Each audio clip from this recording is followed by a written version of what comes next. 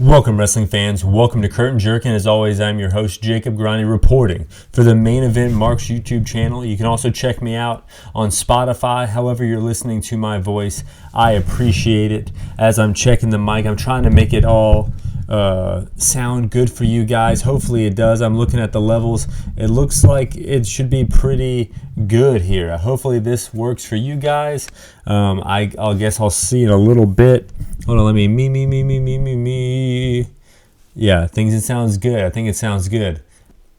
I just got done speaking with you guys this morning, and it feels like a whole show's worth of news, information, and things I should talk about and want to talk about have just come up within these last few hours. We're going to talk about my WrestleMania predictions. We're going to be talking about CM Punk and Rhea Ripley on the MMA Hour, but we're also going to be talking about some AEW news. AEW kind of squeezed their way into the news cycle here on a Monday night, the go-home show for WrestleMania weekend, and AEW had some releases. So let's run down some of these releases before we get into all the WWE fun shit. AEW released some guys. No one really of note as far as the top or mid card or even really undercard of AEW. Dalton Castle's The Boys. They were always good. I think they were kind of necessary for the Ring of Honor expansion that they were trying to do, but I guess they don't really give a shit about that. Dasha, she was bad. I would have kept her around, if you know what I'm saying. Jose the Assistant, the guy is so ripped that he kind of showed up a lot of the wrestlers, but no Andrade, so no assistant. Hopefully I'm saying this correctly. Jorge Hall. Don't know anything really about this man other than he was in that random faction, the Hardy family office, 2 years ago, and that was it really. I can't believe he still has a job up until this point. Anthony Henry, former NXT, former 205 Liver, and member of the Workhorsemen. Kind of surprised they let this good hand go.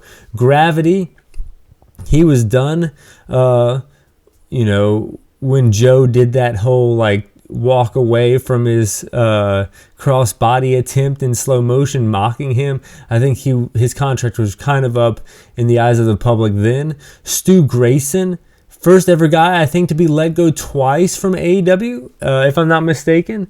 Parker Bordeaux, I thought this guy had already been released. He hadn't been on TV in a while, and he's been popping up in Mexico. Slim J, he was always good, but a little older, and everyone can really do what he does in this company, so they kind of let him go. If you're not going to really push Jack Evans, and you're going to let Jack Evans go in AEW, I feel like you're going to let Slim J go, if you know what I'm saying.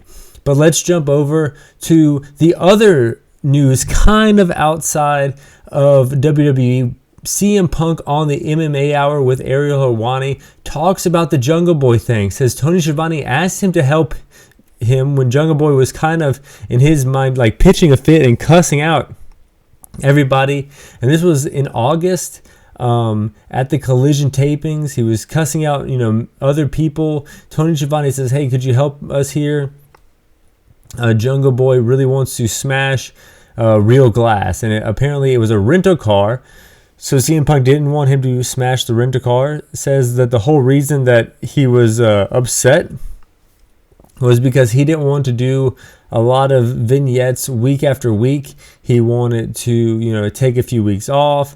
Definitely made Jungle Boy seem a little self-centered and egotistical, wanting so badly to do all this, stuff on one night just so he didn't have to come to work for a few weeks. I don't know. It seemed rough. Then fast forward to Wembley. Jungle Boy made those comments. "It's Real Glass, cry me a river." And he said he never hit him. He just strangled him, which I thought that was a kind of a funny line. And then said he never touched Tony Khan, so there was no reason for Tony Khan to say that he feared for his life. I'm not sure really where he's coming from with that. And said that Tony never talked to him again. So pretty interesting stuff here. Never talked to him again. That's kind of rough. I mean, if you're going to fire the guy, I think shouldn't there be an exit interview? or something, or just maybe, just a text. You just kind of ghosted your top star. And I also thought it was pretty interesting that he had no compete clause, and then the WWE reached out to him and not the other way around. Rhea Ripley was then a guest on the show after the CM Punk interview, bickering about Becky Lynch because she was on the show last week. She mentions stuff about how Rhea Ripley did a stink face and Becky doesn't like it, but then Ariel got a FaceTime from Becky. So he hung up to continue the interview, but she was relentless. So eventually Ariel Helwani answered the FaceTime, and she was outside the building. She came up, and, Mommy and her kind of had a little push back and forth here on the MMA Hour. People, got in between the two, had a little pull apart. I like this, but it was no Lawler and Andy Kaufman on the Tonight Show. It was not even a Grayson Waller on the Good Morning Australian show. But it was good. I like it. You got to do stuff like this outside the box, and you got to bring WrestleMania to the biggest audience possible. And I think MMA fans are, really close to being pro wrestling fans. They just need to be hooked on the storyline, which, something like this would hook them. But let's jump over to Monday Night Raw. I'm going to give you some of my thoughts before going over into the predictions. We had, a sold-out show in New York City, starting with The Rock, showing little kids crying for what he did to Cody last week, had Brooklyn in the palm of his hands, really, and then he introduces Roman Reigns, who comes out with the rest of the bloodline. He gets Brooklyn to acknowledge him. Then they yeet the Tribal Chief. Tribal Chief says no yeet. Running down Cody, Rollins' music hits. He comes through the crowd. This guy was filming him like 5 inches from his face. I'm surprised Seth was able to conduct himself appropriately. I don't know. I would have at least looked at the kid and be like, back the fuck up. But Rollins did not do that. He continued with his attention toward the bloodline, and plus he kind of asked for it. He was kind of in the crowd. The crowd loved singing his song. All of these guys are super over. He challenges The Rock. The crowd almost gets too hyped. He has to kind of calm down. Like, okay, this ain't actually happening. Challenges Roman. Then Solo grabs the mic and challenges Rollins. So, Solo kind of issues that challenge to the guy who is issuing the challenge to the bloodline. Rollins accepts. And then we have the main event here. This is Bloodline Rules, Seth versus Solo. Chairs come into play. Solo puts Rollins through a table. Seth connects with some steps to Solo's face. Seth powerbombs Solo, hits a stomp. Then Jimmy shows up. Jay's music hits. They go at it. They fight to the back. We see Jay just take a big bump back out from the gorilla position to the top of the ramp. And then The Rock is out there whooping Jay's ass. He's the guy who made him fling back. Made his way down to the ramp, gets in the ring, and then Seth just smiles. Cody's music hits. He's not medically cleared to wrestle, but he's medically cleared to whoop The Rock's ass. He comes out there, takes it to The Rock. Cody and Seth clear off the announce table. Cody is about to rock bottom The Rock through an announce desk. Roman cuts him off. Brooklyn starts chanting for CM Punk, Superman punch, and they get the better of Cody and Seth. The bloodline stands tall, and they are just whipping the shit out of Cody and Seth with Cody Rhodes' own weight belt. Roman kind of just cutting this like promo as The Rock just stands in the ring. Rocky sucks chants fill the air. The crowd that was behind The Rock and cheered The Rock at the beginning of the show is now chanting Rocky sucks. God damn, everything they do in this angle, including for the Go Home show, was perfect. Perfect. I love it. I loved it. I also love the Gable and Sammy video package, getting ready for Gunther. Gable choking out Sammy right as he's about to pass out from all the training and kind of hitting his breaking point here, mentioning that he's, scared to face Gunther. He doesn't want his wife to be in the crowd crying again. He doesn't want to disappoint his kids, just like Chad Gable's kids were disappointed. This was so good. You pulled notes of realism that you rarely get from a wrestling show here by Sami Zayn. You gotta fucking love it. And as I catch up here, yeah, I like how they had an interaction with the Judgment Day and Legado del Fantasma. It seemed a little random for Dom to just all of a sudden be a part of another faction here, but because he's in the Judgment Day, but to tease a little tension here and kind of have it like a party, like, it seems like Dominic is like this, like, Hispanic goth. And then he throws a party. He's going to have his goth friends. He's going to have his, Hispanic relatives, more or less, come over. And there's going to be a little tension here. I mean, this is kind of a little bit of realism, you would think. Andrade getting into the mix as well. Lil Wayne is there. He's going to be debuting a song at WrestleMania. Ricochet slammed Ibar. The go-home show for WrestleMania was pretty good, especially considering how good the build was. But let's get into these WrestleMania predictions here. The Bloodline versus Cody and Seth Rollins.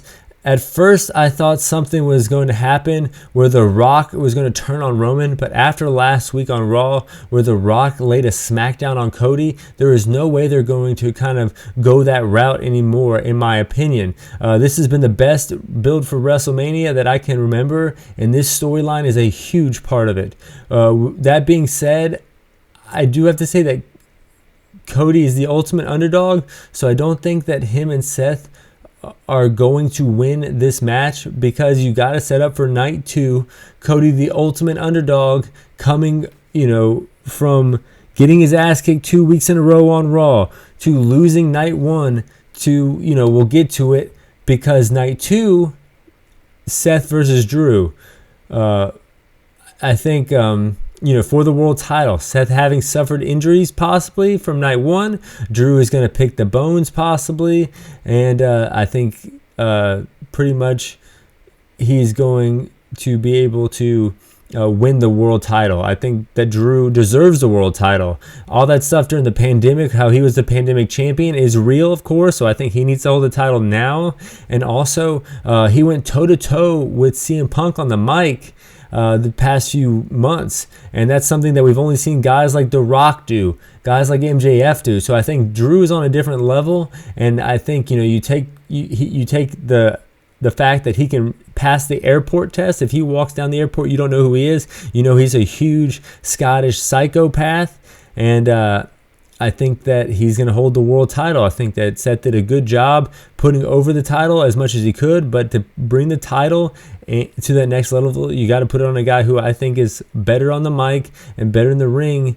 Well, not better in the ring, but just a better overall package than Seth Rollins right now, and that's Drew McIntyre. And then going into the main event of all main events, the main event of night 2, Roman Reigns versus Cody. And after we saw that tag match on night 1 and Seth lose earlier that night, it's going to be coming, and it's going to be Bloodline rules. I think we're going to see Cody beat Roman at night 2. It's because maybe The Rock helps him. I don't know. Maybe The Rock helps him because The Rock is more mad at Roman and more annoyed with Roman than he is possibly likes Cody. Maybe Cody just defies all odds and beats everyone. With Jay and Seth coming to the aid, fending some people off. Who knows what's going to happen? But Cody is going to walk away with that world title on night 2 of WrestleMania. You can just feel it in the air. Wikipedia has posted the match cards in order. So I'm assuming that this is correct. So we're going to run down the card in order, since we've already talked about the big 3 matches. It looks like they're going to start out the show off with Rhea Ripley versus Becky Lynch. Ever since they did the draft months ago, it was a collision course with these two women on Raw. We knew that this was going to be the main event, or at least I knew it, and I was telling people anytime I could that this was what's going to happen. Rhea held the title since she beat Charlotte last year at Mania, but I think that we see the man lift gold here at Mania. I really do think that Becky Lynch is going to beat Rhea Ripley, and then Rhea and Jade are going to be put on the same show for a collision course next year at Mania. Gunther versus Sammy. I think Sammy, the ultimate, not the ultimate underdog, but the underdog, with help of Chad Gable training him, he will beat Gunther for the Intercontinental title. But if you're a Gunther fan, I would see it as a positive, because now you have Gunther versus McIntyre, possibly Gunther versus Cody. You can bring him up to a world title picture, whatever that world title may be. Then we have the 6-pack ladder match. Judgment Day versus DIY versus Awesome Truth versus New Day versus A-Town Down Under versus New Catch Republic. This match is going to be wild, but I think it's Awesome Truth is going to win, and we finally see Truth beat the Judgment Day. Jay versus Jimmy. Yeet versus no Yeet. I think Jay beats Jimmy. Bianca, Jade, and Naomi versus Damage Control. There is no way they are going to have Jade lose her first match, her debuting match on the main roster after all this hype. Jade, Naomi, and Bianca will win. LWO versus Santos and Dominic. See, Ray beat Dom last year, and there's a lot of faces winning already on this card, so I think Dom and Escobar are going to get the victory here. Night 2, Io and Bayley.